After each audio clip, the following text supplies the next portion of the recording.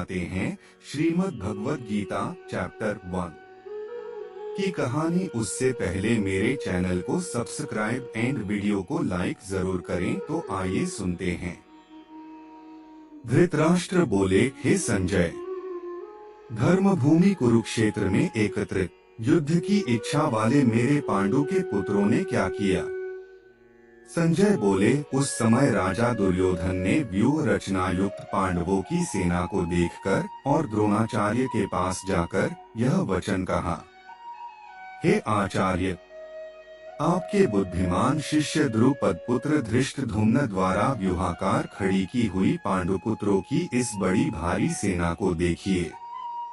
इस सेना में बड़े बड़े धनुषों वाले तथा युद्ध में भीम और अर्जुन के समान शूरवीर सात्यकी और विराट तथा महारथी राजा द्रुपद, धृष्टकेतु और चेकितान तथा बलवान काशीराज, पुरुजित, कुंतीभोज और मनुष्यों में श्रेष्ठ शैव्य, पराक्रमी युधामन्यु तथा बलवान उत्तमौजा, सुभद्रा पुत्र अभिमन्यु एवं द्रौपदी के पांचों पुत्र, ये सभी महारथी हैं।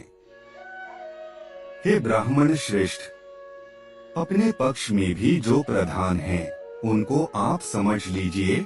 आपकी जानकारी के लिए मेरी सेना के जो सेनापति हैं, उनको बतलाता हूँ। आप द्रोणाचार्य और पितामह भीष्म तथा कर्ण और संग्राम विजय कृपाचार्य तथा वैसे ही अश्वत्थामा, विकर्ण और सोमदत्त का पुत्र भूरिश्रवा और भी मेरे लिए जीवन की आशा त्याग देने वाले बहुत से शूरवीर अनेक प्रकार के शस्त्रास्त्रों से सुसज्जित और सबके सब युद्ध में चतुर हैं।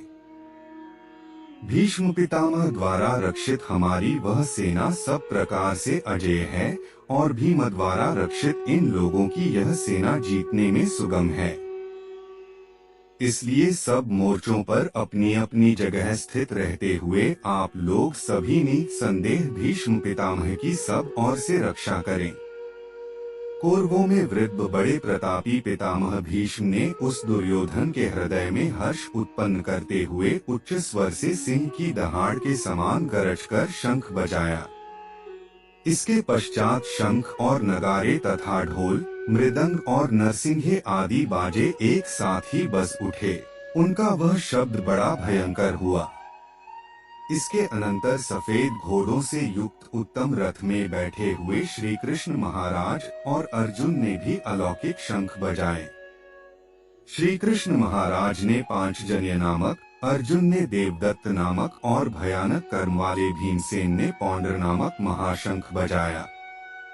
कुंती पुत्र राजा युधिष्ठिर ने अनंत विजय नामक और नकुल तथा सहदेव ने सुघोष और मणिपुष्पक नामक शंख बजाए। श्रेष्ठ धनुष वाले काशीराज और महारथी शिखंडी एवं धृष्टद्युम्न तथा राजा विराट और अजय सात्यकी राजा द्रुपद एवं द्रौपदी के पांचों पुत्र और बड़ी भुजा वाले सुभद्रा पुत्र अभिमन्यु, इन सभी ने, हे राजन, सब ओर से अलग अलग शंख बजाए और उस भयानक शब्द ने आकाश और पृथ्वी को भी गुंजाते हुए धृतराष्ट्रों के अर्थात आपके पक्ष वालों के हृदय विदीर्ण कर दिए।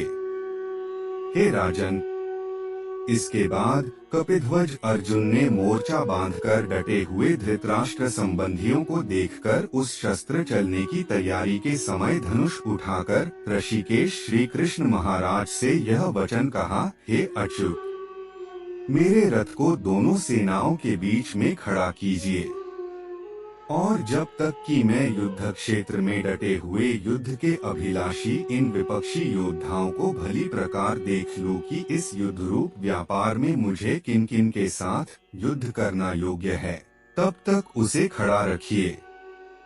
दुर्बुद्धि दुर्योधन का युद्ध में हित चाहने वाले जो ये राजा लोग इस सेना में आए हैं, इन युद्ध करने वालों को मैं देखूंगा। संजय बोले, हे धृतराष्ट्र, अर्जुन द्वारा इस प्रकार कहे हुए महाराज श्री कृष्णचंद्र ने दोनों सेनाओं के बीच में भीष्म और द्रोणाचार्य के सामने तथा संपूर्ण राजाओं के सामने उत्तम रथ को खड़ा करके इस प्रकार कहा कि हे पार्थ, युद्ध के लिए जुटे हुए इन कौरवों को देख। इसके बाद पृथापुत्र अर्जुन ने उन दोनों ही सेनाओं में स्थित ताऊ चाचों को, दादों पर दादों को, गुरुओं को, मामाओं को, भाइयों पुत्रों को, पौत्रों को तथा मित्रों को, ससुरों को और सुहृदों को भी देखा। उन उपस्थित संपूर्ण बंधुओं को देखकर वे कुंती पुत्र अर्जुन अत्यंत करुणा से युक्त होकर शोक करते हुए यह वचन बोले।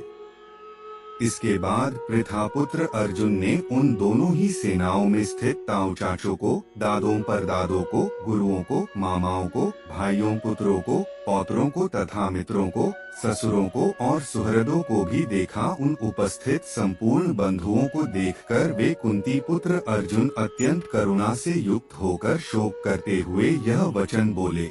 अर्जुन बोले, हे कृष्ण, युद्ध क्षेत्र में डटे हुए युद्ध के अभिलाषी इस स्वजन समुदाय को देखकर मेरे अंग शिथिल हुए जा रहे हैं और मुख सूखा जा रहा है तथा मेरे शरीर में कंप एवं रोमांच हो रहा है।